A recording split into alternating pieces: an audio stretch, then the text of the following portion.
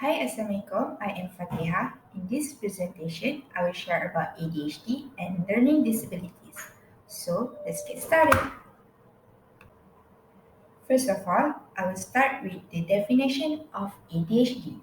So, ADHD or Attention Deficit Hyperactivity Disorder is a neurodevelopmental disorder defined by impairing levels of inattention, disorganization, hyperactivity, and impulsivity. ADHD is one of the common psychiatric disorders in childhood, but sometimes can prolong until adulthood and is more frequent in males than in females in the general population. The diagnostic criteria for ADHD can be categorized into two components. The first component is inattention, in which individuals with ADHD often fails to give close attention to details, where they can make careless mistakes either in schoolwork, at work, or other activities. Next, they often have difficulty sustaining attention either in task or play activities, for example during lectures, conversation, or even lengthy reading. They also often does not seem to listen when spoke into directly, in which their mind always elsewhere even when there are no any obvious distraction. Next, they often does not follow through on instruction. For example, like schoolwork, they do it halfway and easily get sidetracked. Moreover, they often has difficulty organizing tasks and activities. For example, struggle to keep belonging in order, disorganized work, and has poor time management. Next, they often avoids, dislike, or is reluctant to engage in tasks that require them to sustain mental effort. For example, like schoolwork, or for older adolescent adult, like completing survey or reports. Next, they often loses things necessary for tasks or activities. For example, school material like pencil or books. For adult, like car keys or wallet. Is often easily distracted by extraneous stimuli in which they usually get unrelated thoughts. And lastly, is often forgetful in daily activities like doing chores or paying bills. The second component is hyperactivity and impulsivity, where they often fidgets with tapped hands or feet or squirms in seat.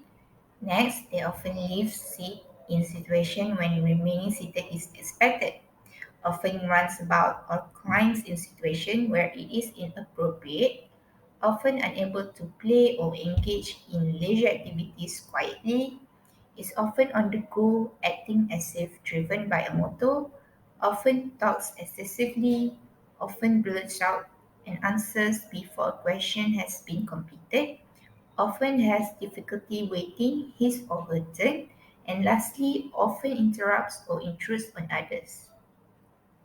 So, with six or more of the following symptoms for each component can cause impairment in their activity daily living. There are theories that hypothesize to be related to ADHD. So, there's this popular literature suggested that ADHD is related to food additive and the amount of sugar in child's diet. However, the National Institute of Health conclude that there is no evidence that diet is responsible for the onset of ADHD. Next one is the neuroanatomy theories, where in the study of neural imaging, there is a significant decrease in brain activity in the frontal parietal lobes, which inhibit impulsiveness and control attention that has been demonstrated in adults with ADHD.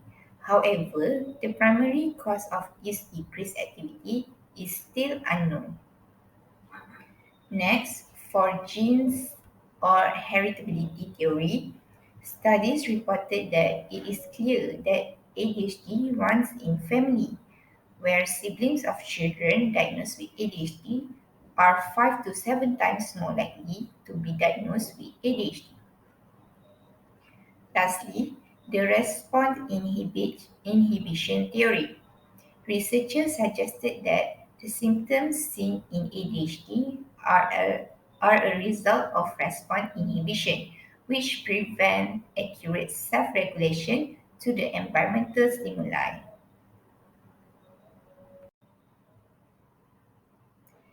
There are two primary medical intervention strategies, include pharmacotherapy and behavioral interventions. So, pharmacotherapy allows 9 out of 10 affected children to focus and excel at school, home, and play. The example of stimulant pharmacotherapy is amphetamines and methylphenidate. Pharmacology treatment seems to improve overactivity, attention span, impulsivity and self-control, compliance, physical and oral aggression, social interaction with peers, and academic productivity and accuracy. However, there are some side effects of this drug, include weight loss, loss of appetite, interrupted sleep patterns, and in some children, slowed growth. Next is the behavioral intervention. The most frequently recommended therapies are cognitive behavior therapy, behavior modification, educational interventions, social skill training, and psychotherapy. School-based occupational therapies provide a variety of strategies to the classroom to improve attention and focus. Examples include modifying the classroom environment, social skills training, self-management technique, and intervention to enhance sensory modulation. Now, I will continue with learning disabilities. So, learning disability refers to a heterogeneous group of disorders manifested by significant difficulties in the acquisition and use of listening, speaking, reading, writing, reasoning, or mathematical abilities. There are 9 categories of learning disabilities: disorders of motor function, educational disorders, disorders of attention and concentration, disorders of thinking and memory, problems with speech and communication, auditory difficulties, sensory integrative and perceptual disorders, psychosocial problems, and lastly, specific learning difficulties that accompany the learning disability.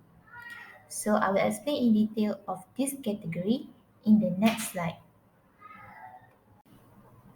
So the first one, disorders of motor function, include disorders of motor skills and motor activity level range from clumsiness, poor performance in gross or fine motor skills, problems planning new tasks or dyspraxia, equilibrium deficits, and sensory motor problems in a number of areas.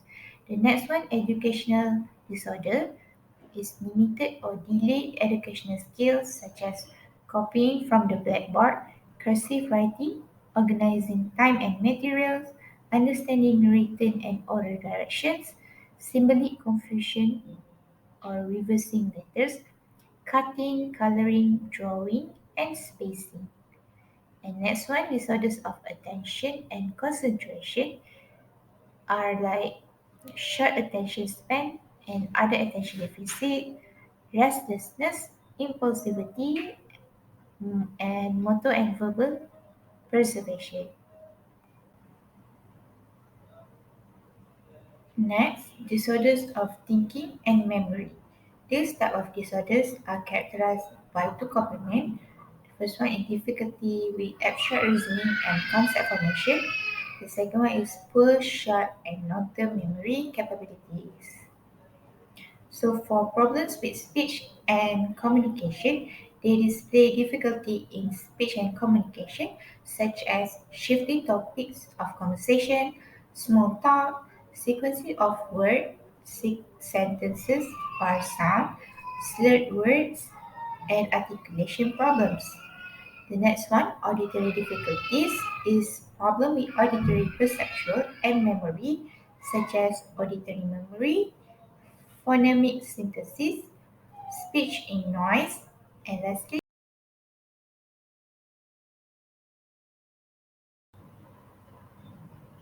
next, sensory integrative and perceptual disorders. Children with learning disabilities often have various sensory integrative and perceptual disorders, such as difficulty with laterality and directionality concepts and tasks that require visual perception skills. Next one, psychosocial problems. They are sensitive and decidedly at risk for poor self-esteem and for self-concept problems. They have the intelligence to know when they are being teased, understand the frustration of being good at some things and not at others. And lastly, for specific learning difficulties that accompany the learning disability, this is most frequently a specific reading disability. The interventions for young children include sensory integration, play, and basic socialization, as well as self-help skills. For school children, is sensory integration intervention, additional programs to promote social play, perceptual motor integration, and writing skills. For early adolescent, is independent living skill, social skills, development of compensatory and adaptive techniques, and lastly, vocational skills and interests. So, that is all from me. Thank you.